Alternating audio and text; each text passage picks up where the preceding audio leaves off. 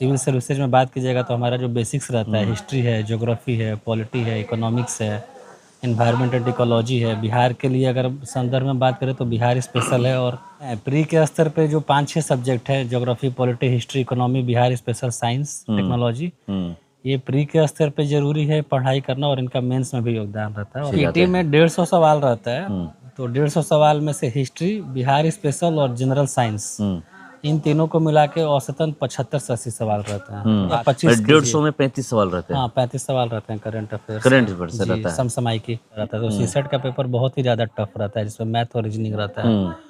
मेरा भी सीसेट में 80 सवाल होते हैं 200 नंबर के, उसमें क्वार्टर टफ होता है 1/3, मतलब आपको 67.5 नंबर लाना है। तो 67.5 नंबर अनिवार्य है। हिस्ट्री के लिए स्पेक्ट्रम का किताब होता है, हर कोई पढ़ता है। बिपिन चंद्रा की बुक आती है। पॉलिटी के लिए लक्ष्मीकांत होता है। पीटी के लिए, मेंस के लिए थोड़ा पॉलिटी ज़्यादा समसामयिकी और यूपीएससी की बात करें या फिर बीपीएससी की बात करें या फिर किसी भी स्टेट लेवल की सिविल सर्विसेज की बात करें तो तैयारी करना बहुत ही कठिन है। अगर कोई तैयारी करने के बारे में सोचता है, उसी समय तय करता है कि कैसे मुझे तैयारी करनी है। और 17वीं बीपीएससी का रिजल्ट आया है। रिजल्ट आने के बाद अभी देखेंगे कैसे कैसे जो अभ्यर्थी हैं उनका रिजल्ट आया है। हमारे साथ बैठे हुए हैं नीलेश उपाध्याय, इनका भी रिजल्ट आया है, 17वीं बीपीएससी में क्लियर कर चुके हैं। और इनसे मैं सिर्फ ये बात करने वाला हूं कि अगर कोई तैयारी करना चाहे तो वो कैसे तैयारी कर सकता है, क्या पढ़ना होगा, कौन सा वो सब्जेक्ट है जिस पे सबसे ज़्यादा फोकस करना होगा।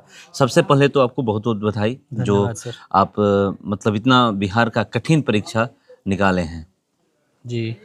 मेरा पहला सवाल यही है कि तैयारी कैसे करनी चाहिए बच्चों को। मतलब बहुत लोग ये सोचते हैं, गांव के लोग सोचते हैं, गांव के लड़के सोचते हैं या लड़कियां सोचती हैं, जो भी 10वीं 12वीं पास लोग करते हैं कि हमें यूपीएससी और बीपीएससी की तैयारी करनी है। तो कैसे तैयारी करनी चाहिए? अभी तो +2 के बाद से ही लोग बहुत ज़्यादा प्रोएक्टिव हो जाते हैं। मतलब हम लोग तो ग्रेजुएशन के बाद इस फील्ड में आए थे, जॉब भी की उसके बाद। बट अगर कोई अभ्यर्थी प्रारंभिक स्तर से तैयारी करना चाहता है तो पहला बात तो बहुत सारा ऐसा गाइडेंस है, अवेलेबल है यूट्यूब पे। लेकिन सबका अपना अपना प्रक्रिया हो सकता है, तो कोई भी किसी चीज़ को ब्लाइंडली नहीं फॉलो कर सकता। अपना अपना सबका रणनीति होता है, स्ट्रेटजी होता है। सबकी अपनी कमजोरियाँ, कमजोर कड़ी होती है, कुछ सबका अपना अपना व्यक्तिगत समस्या होता है। लेकिन कुछ बेसिक्स बातें हैं कि जो पढ़ाई होती है बेसिक्स की, जैसे अगर आप चाहे सिविल सर्विसेज में बात कीजिएगा तो हमारा जो बेसिक्स रहता है, हिस्ट्री है, ज्योग्राफी है, पॉलिटी है, इकोनॉमिक्स है, एनवायरमेंट एंड इकोलॉजी है। बिहार के लिए अगर संदर्भ में बात करें तो बिहार स्पेशल है। और सबसे ज़्यादा जरूरी एसए का पेपर होता है। तो ये कुछ पेपर्स हैं प्री के स्तर पे जो 5-6 सब्जेक्ट है, geography, polity, history, economy, Bihar special, science, technology, ये प्री के स्तर पे जरूरी है पढ़ाई करना और इनका मेंस में भी योगदान रहता है। और मेंस के लिए अलग से जो निबंध का पेपर होता है, चूँकि वो 300 का पेपर होता है, तो उसका बहुत ज़्यादा बड़ा रोल हो जाता है। और एक बीपीएससी में मेंस में जीएस प्रथम पत्र में डाटा इंटरप्रिटेशन का सवाल आता है, वो मैथ का होता है 72 का। तो ये दोनों निबंध और डीआई, ये दोनों मिला के आपका रैंक डिसाइड करते हैं। सबसे ज़्यादा फोकस मतलब सब्जेक्ट की बात की जाए तो आप बोले कि मतलब हिस्ट्री है, ज्योग्राफी है, इकोनॉमी है और साइंस भी है। सबसे ज़्यादा अगर पीटी की बात करें शुरुआत से तो किस सब्जेक्ट से ज़्यादा क्वेश्चंस पूछे जाते हैं? पीटी में 150 सवाल रहता है, तो 150 सवाल में से हिस्ट्री, बिहार स्पेशल और जनरल साइंस, इन तीनों को मिला के औसतन 75 से 80 सवाल रहते हैं। तो आधा सवाल तो यहीं से रहता है। तो आप इन तीनों चीज़ को नज़रअंदाज नहीं कर सकते हैं। तो ये 3 सबसे ज़्यादा जरूरी है। और उसके बाद राजनीति, पॉलिटी एंड गवर्नेंस, और उसके बाद अर्थशास्त्र और भूगोल, ये मिला के बाकी सवाल रहते हैं। और पीटी में मैथ भी होता है? मैथ के 10 सवाल होते हैं। पीटी में सिर्फ मैथ का 10 सवाल सिर्फ 10 सवाल होते हैं 150 में। तो 140 बचते हैं जीएस के। और 140 में लगभग 75 से 80 सवाल सिर्फ साइंस, बिहार स्पेशल और इतिहास के होते हैं। करंट अफेयर्स के भी 30 सवाल होते हैं। तो ये 4 सेक्शन अगर आप पकड़ लीजिएगा तो आप 120 ये करंट अफेयर जो होता है मतलब कितने से कितने साल के बीच का होता है? करंट अफेयर्स का नियम यही कहता है कि 1 साल पुराना होता है, लेकिन थोड़ा सा अभी कभी कभी आयोग की तरफ से ऐसा प्रयास रहता है कि कभी कभी हमेशा कुछ ना कुछ आश्चर्य का एलिमेंट दिखता है। तो कभी कभी 1.5 साल पहले भी जा सकता है, लेकिन एक सेफ मार्जिन के लिए आप 1.25 साल का, जब भी परीक्षा की तिथि हो उसके 1 साल पहले और 1.25 साल तक। अगर मान लीजिए सबसे ज़्यादा फोकस करना, अगर मतलब ऐसा हो कि मुझसे एक भी क्वेश्चन ना छूटे, तो 2 साल का 2 साल का, लेकिन उसके बाद भी आप उसकी गारंटी नहीं ले सकते क्योंकि करंट अफेयर्स बहुत व्यापक सेक्शन होता है।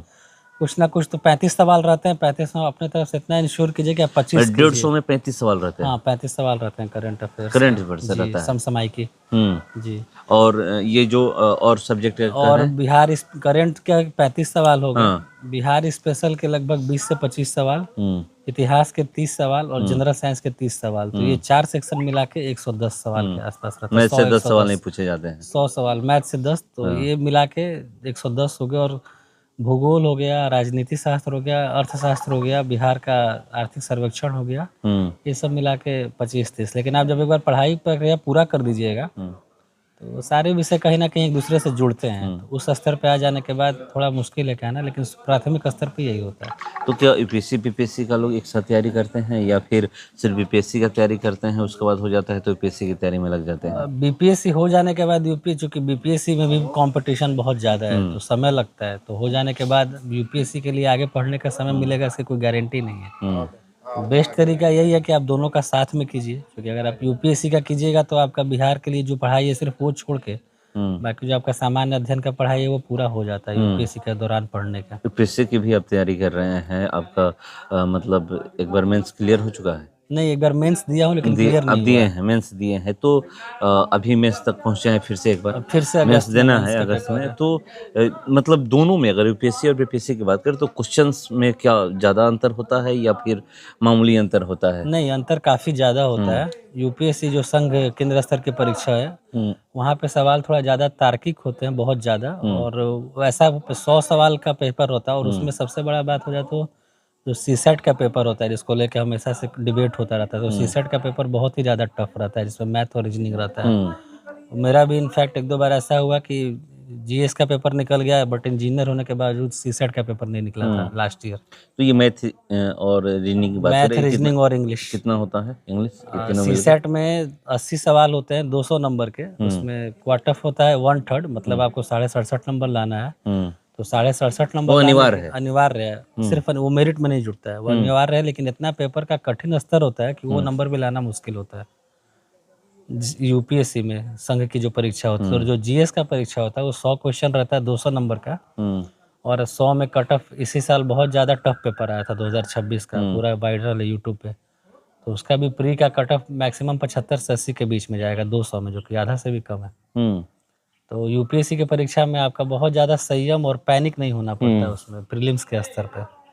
और जितना भी आप विषय की पढ़ाई करते हो वो बहुत ही अच्छे लेवल से करना पड़ता है उसमें। थोड़ा सा वो बहुत कंसेप्चुअल क्लैरिटी और साथ में फैक्ट, अभी आजकल फैक्ट भी चालू हो गया है, तो दोनों का बहुत अच्छा समझ जाइए। बीपीएससी में उस तरह का समझ नहीं चाहिए लेकिन उसमें तो उससे थोड़ा सा कम स्तर का ये भी चाहिए। देखा जाता है कि बहुत लोग प्रेशर ले लेते हैं, रिजल्ट नहीं निकलता है तो। जी, ये तैयारी का अपना समय है। जैसे मेरा भी ये दूसरा इंटरव्यू था। पहला इंटरव्यू मैंने तब पहला जब मैंने परीक्षा दिया था, पिताजी गुजरे थे 8 मई को, और मेरा परीक्षा था मुख्य परीक्षा 12 मई, 17 मई, 18 मई, और उसके बाद मैं उस साल इंटरव्यू दिया था। तो ये तो रहता है, ये आपको इमोशनल इंटेलिजेंस अपने आप में डेवलप करना पड़ता है।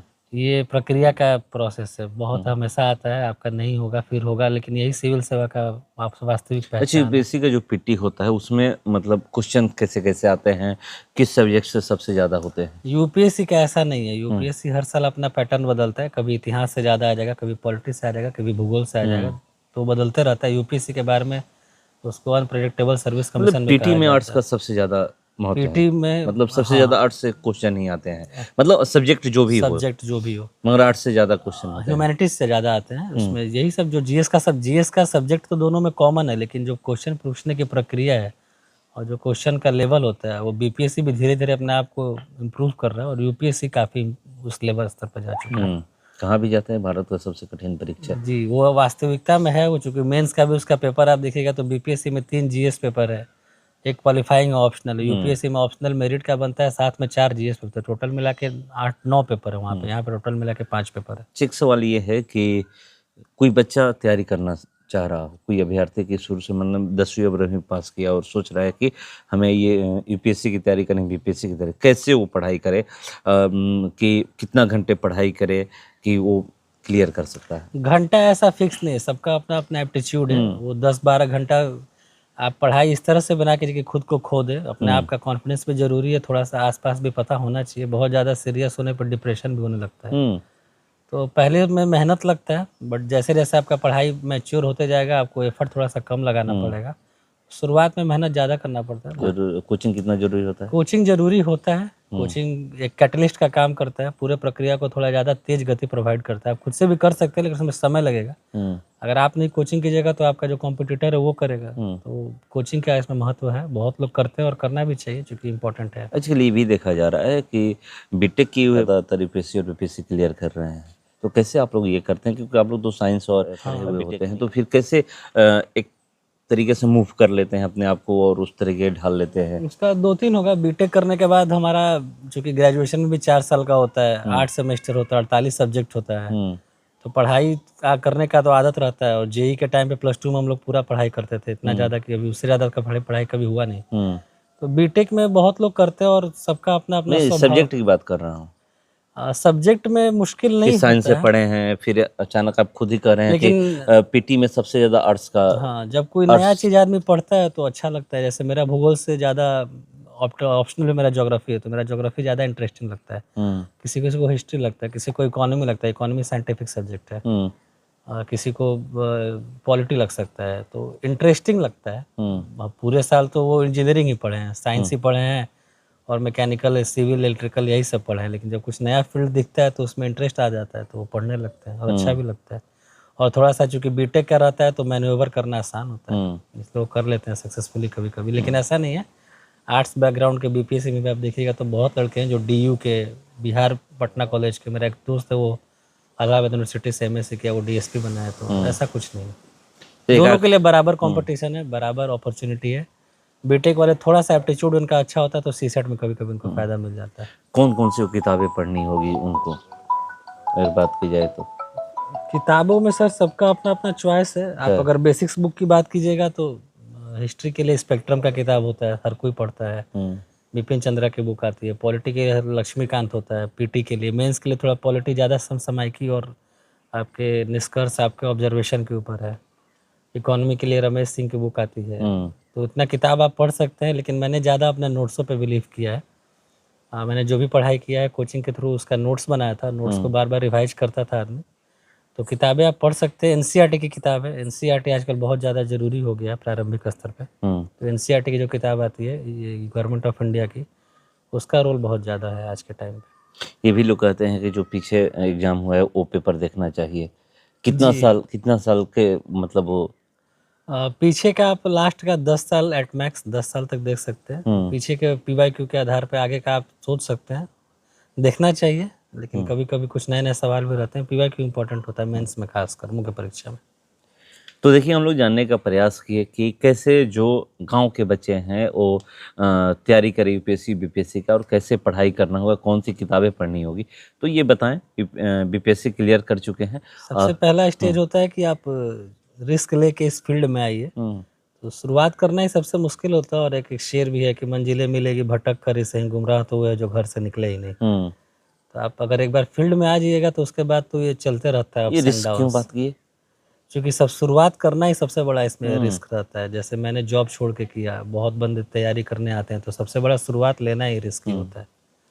तो चलिए, बहुत बड़ी बात बोले कि अगर आप यूपीएससी और बीपीएससी की तैयारी करना चाह रहे हैं तो रिस्क लेकर के आना पड़ेगा, क्योंकि क्या होगा क्या नहीं होगा आपकी तैयारी पर निर्भर है, और कैसे तैयारी करनी है ये हम लोग जानने का प्रयास किए।